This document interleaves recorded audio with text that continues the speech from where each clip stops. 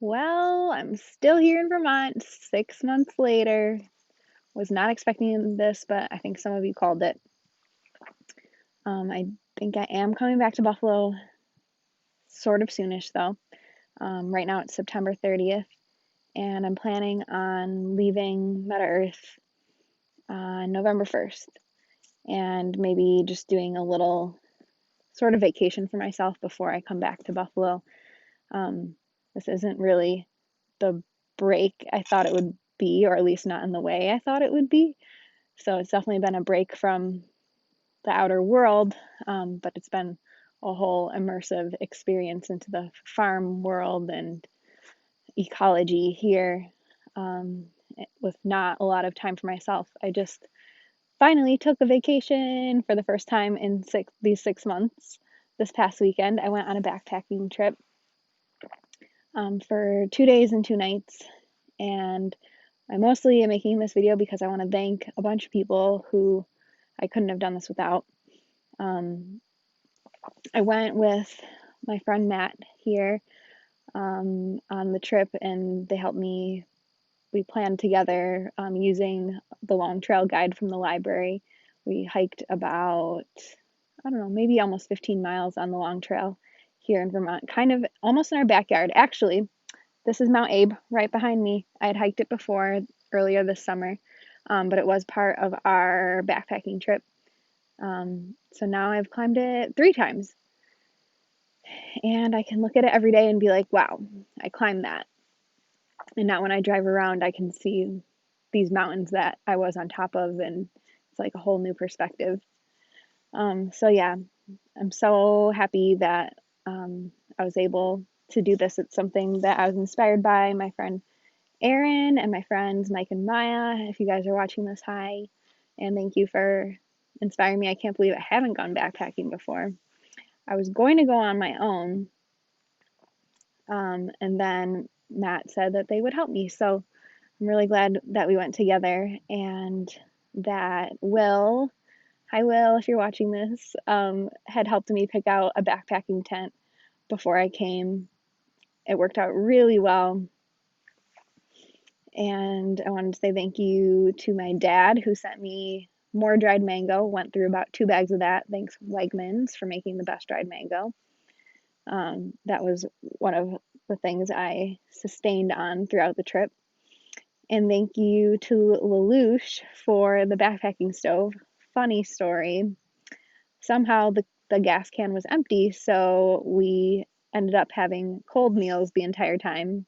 Through ingenuity, somehow it worked out. We made overnight oats instead of oatmeal. We slow cooked pasta in cold water throughout the day instead of having pasta over a kettle at night. Had cool beans instead of a burrito bowl with the rice and beans we brought. We weren't able to warm it up. So the only thing I really missed was tea, but we were able to make cold brew coffee. So I was really excited for the backpacking stove, but it was even better that we were able to figure it out.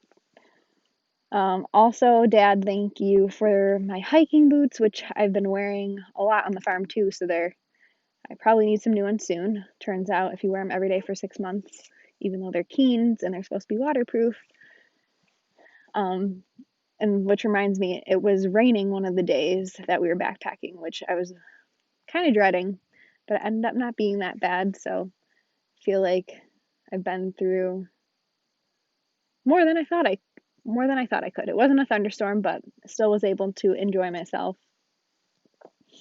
And I'm also so grateful that my mom had just randomly sent me a couple Under Armour clothing items.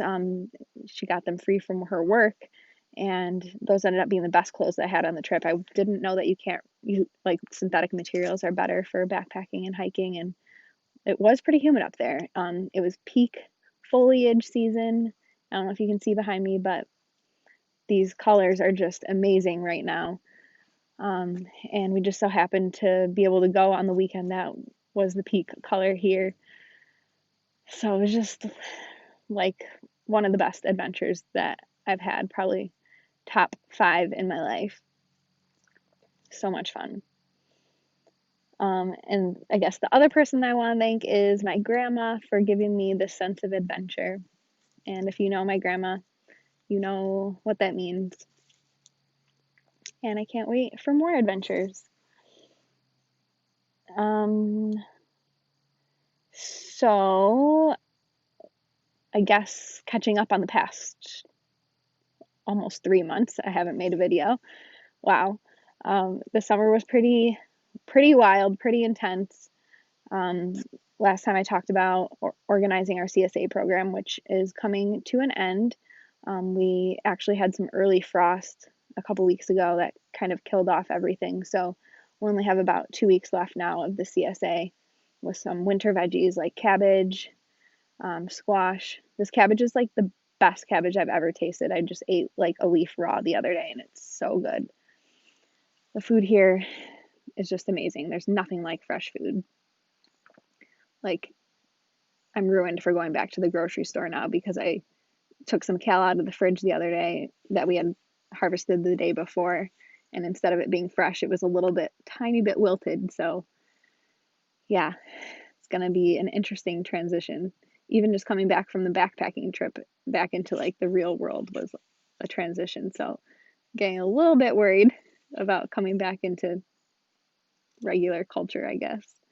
But I still have, a month to enjoy, and then I'm gonna give myself like a week and a half to reintegrate sort of on my own at first. And I don't really know what my next adventure will be. I have a lot of ideas, some time to think about it. But yeah, things that were keeping me busy here this summer, all the harvesting. I learned a lot, like the art of harvesting, like how do you know when something is ripe, and trying to find, the best produce for the CSA members and to feed ourselves, and then also starting to process some of that for the winter. So it was always like every other day I was picking all the tomatoes that were ripe, and others were making it into sauce to can for the winter, and to have all that fresh food for the rest of the year. And even though I won't be here to have it, when I was here in April, we were sort of starting to use the end of those reserves, like the frozen green beans, and soon we'll start, I think, freezing the kale and chard. So it's just like this amazing cycle that I've gotten to witness 6 months of. So it's getting colder. As I mentioned, we had the frost, and soon I think I'm going to be moving to the barn loft. So maybe I'll have another cribs video. We'll see. It'll just be for a couple weeks here at the end. It'll be a little bit warmer up there than it is in my tent. But I'll miss my tent. I'll miss living right in the middle of the forest. And yeah, it'll be really interesting coming back to an urban space after like being this immersed in nature. And I really, really hope to be able to continue experiences like this and continuing to eat better. And that was sort of one of the things that I realized on the backpacking trip is how strong and able my body is right now. And if I want to keep doing these sorts of things, I need to keep taking care of myself.